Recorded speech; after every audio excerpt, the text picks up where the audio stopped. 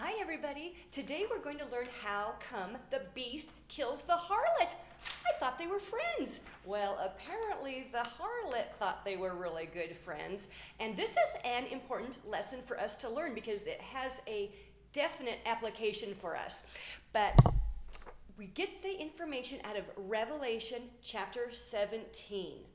And we're going to start out learning about the harlot and the beast, their relationship. And I'm going to start reading in Revelation 17:3. John said, I saw a woman sitting on a scarlet beast. Think about that. The beast is scarlet. So I saw a woman sitting on a scarlet beast, full of blasphemous names, having 7 heads and 10 horns. And the woman was clothed in purple and scarlet. So this means the beast gave her some clothes.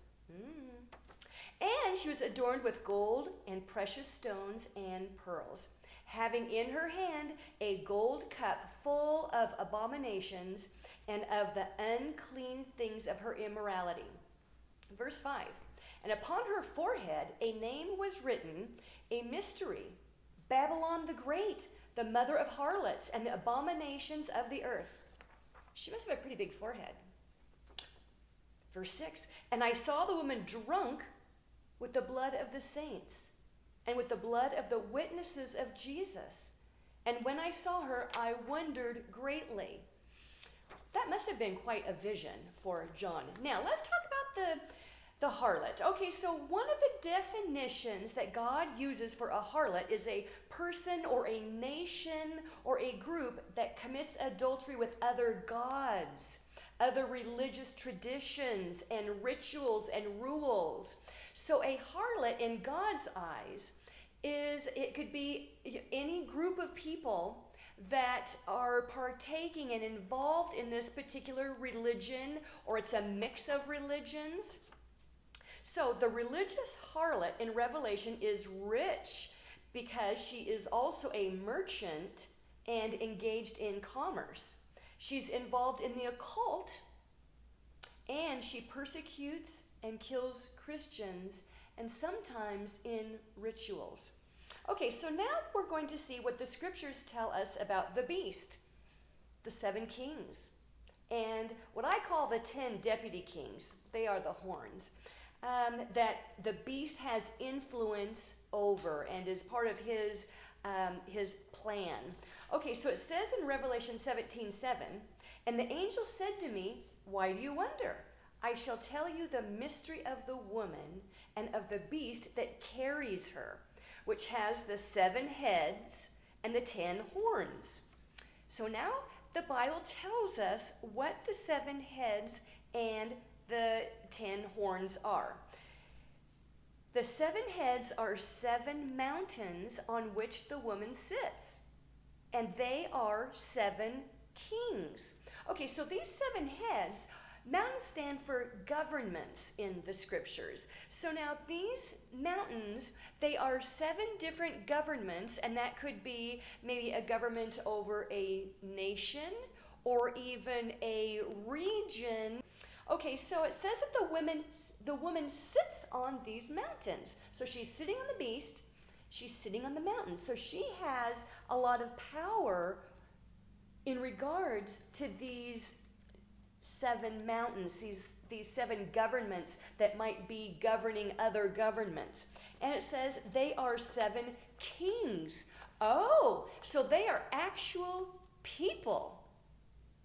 There's 7 people have this much power over the world. And the woman is sitting on top of them. So she has control of these kings. Wow. Verse 12. And the 10 horns are 10 kings who have not yet received a kingdom. So they don't have any land. They don't have a kingdom. They aren't mountains, but they are indeed kings. But they receive authority as kings with the beast for 1 hour. So these 10 horns stand for power in the scriptures. So these 10 horns, they have power, they are kings, They don't have mountains. They don't have a kingdom. And they don't have any authority, because it says here in verse 12 that the beast gives them authority.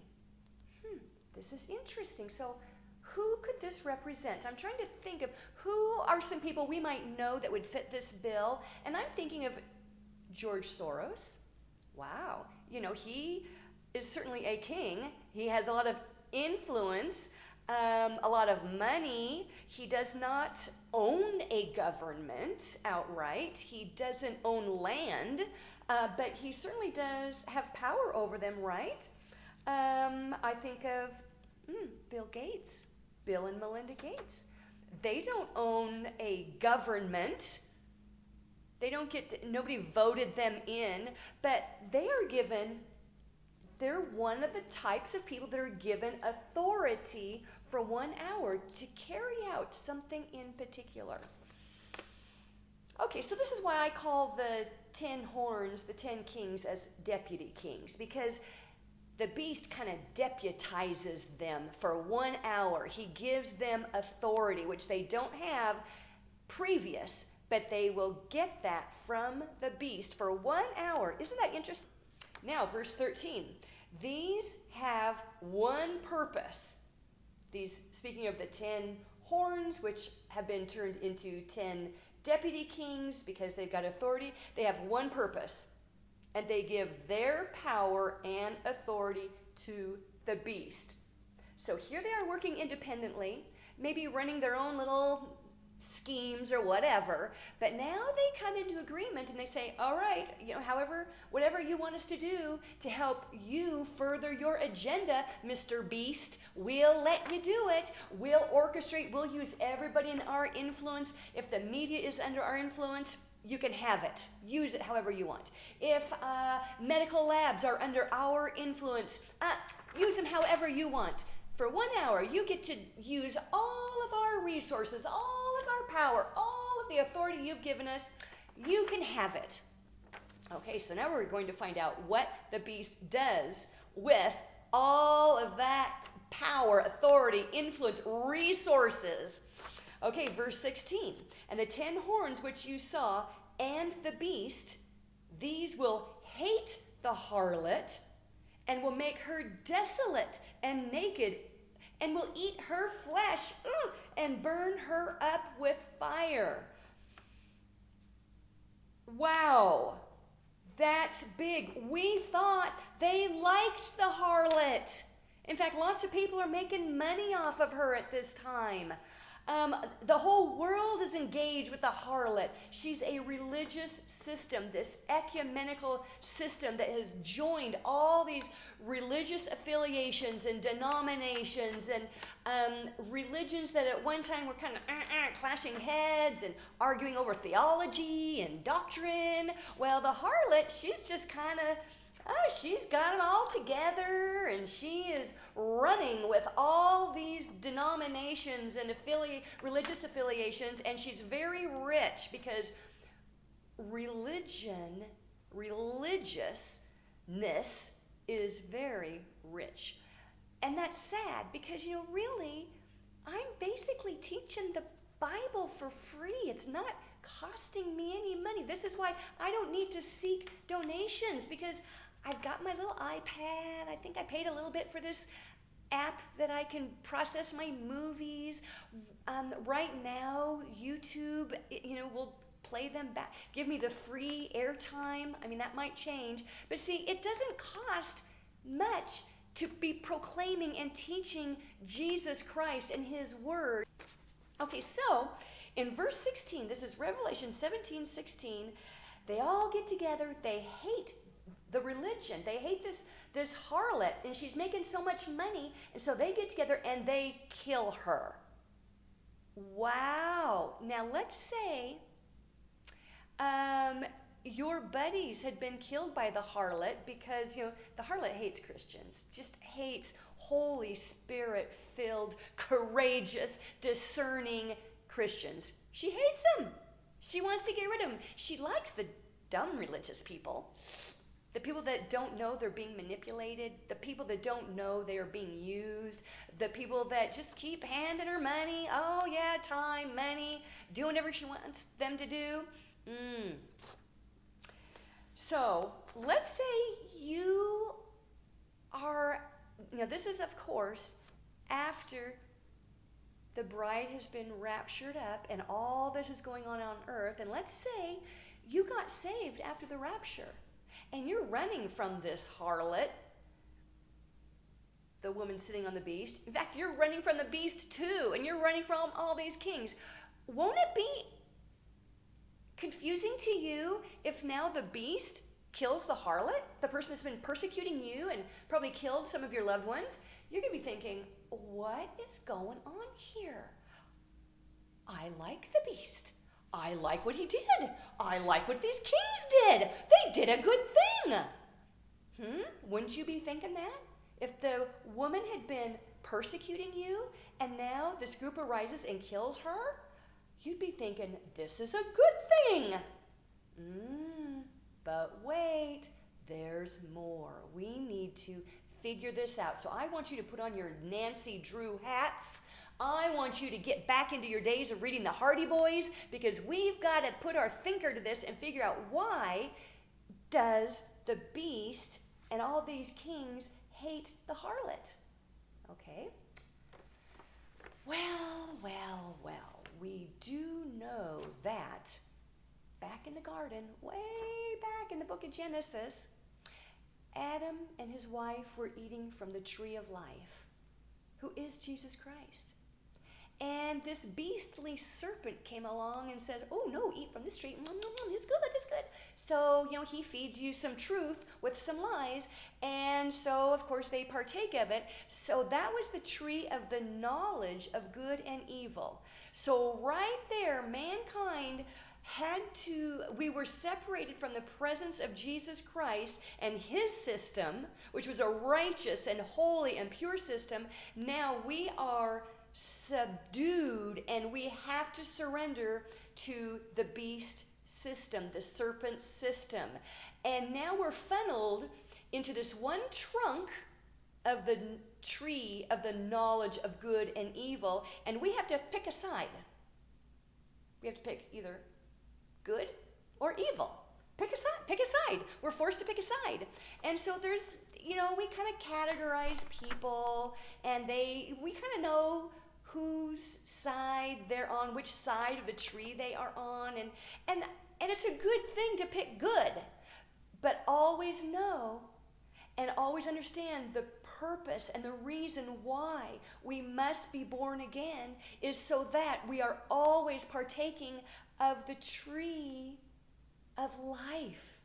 And we are to always know that we are having to live in this world that's the beast system.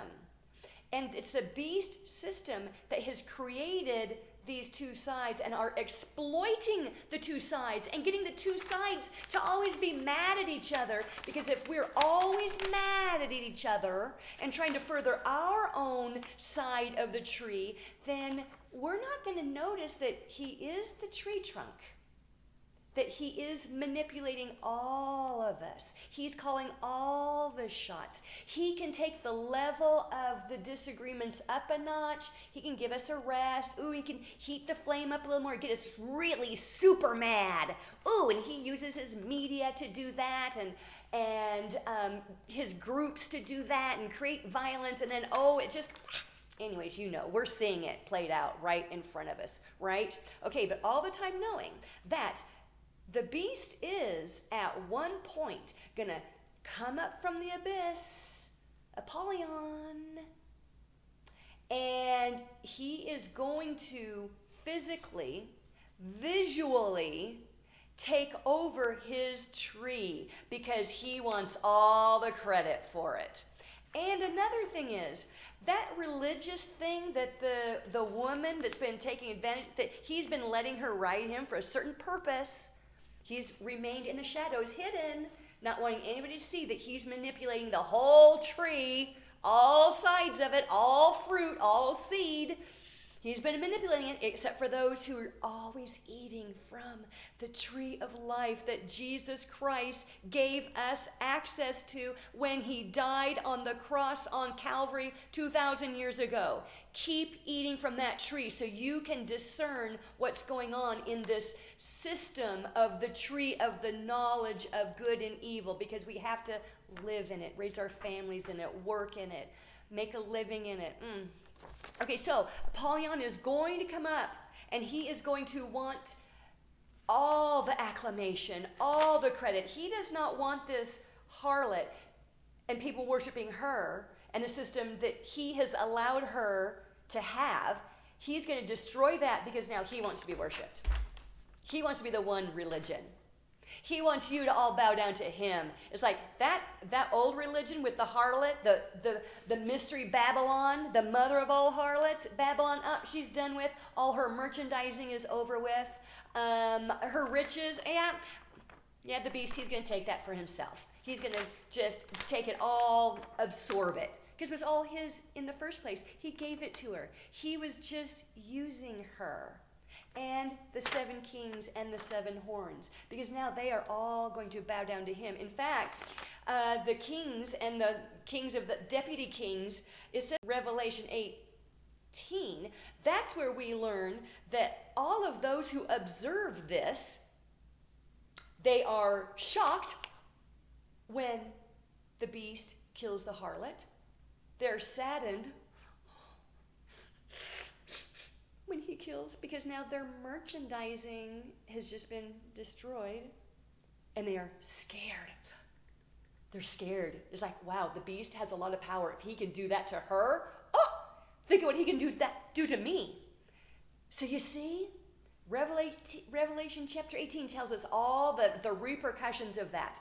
So your application for today, I need to shorten this up now, is that always remember, as we are trying to make people aware and wake them up to Jesus Christ and the world system and this crisis that has been deployed upon us, and there's going to be more of it being deployed, that it's all a part of the tree of the knowledge of good and evil, and Satan controls the tree 100%. The beast controls the tree. He is the one propping up all these powers that make us choose a side, but choose that tree. Choose the tree of life. Amen.